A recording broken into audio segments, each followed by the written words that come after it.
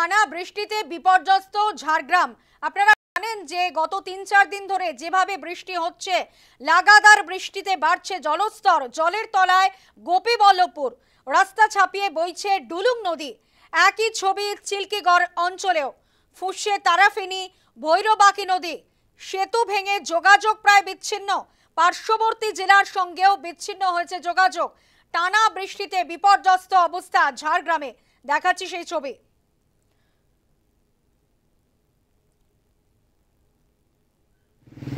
জলের তলায় গোপীবল্লভপুর, দেখাচ্ছি সেই ছবি। লাগাতার বৃষ্টিতে বাড়ছে নদীর জলস্তর। ডুলুং নদীর রাস্তা ছাপিয়ে বইছে একই ছবি ধরা পড়েছে চিল্কিগড় অঞ্চলেও। লাগাতার বৃষ্টিতে ফুঁসছে তারাফেনী এবং ভৈরবাকি নদী। রাস্তা ছাপিয়ে বইছে ডুলুং নদী। এমনকি সেতু ভেঙে গিয়ে যোগাযোগ প্রায় বিচ্ছিন্ন হয়ে গিয়েছে। পার্শ্ববর্তী জেলার সঙ্গেও বিচ্ছিন্ন হয়েছে যোগাযোগ। ঝাড়গ্রামের ছবি আপনাদেরকে দেখাচ্ছি। টানা বৃষ্টিতে একেবারে বিপর্যস্ত অবস্থা ঝাড়গ্রামে। জলের তলায় চলে গেছে গোপীবল্লভপুর। ডুলুং নদীর জলও একেবারে রাস্তা ছাপিয়ে বইছে।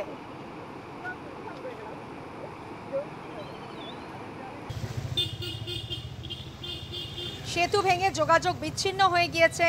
পার্শ্ববর্তী জেলার সঙ্গেও বিচ্ছিন্ন যোগাযোগ। টানা বৃষ্টি, ফুঁসছে নিম্নচাপ, টানা বৃষ্টি হচ্ছে এবং সেই বৃষ্টিতেই ডুলুং নদীর জলস্তর বৃদ্ধি পেয়েছে। রাস্তা ছাপিয়ে বইছে ডুলুং নদী।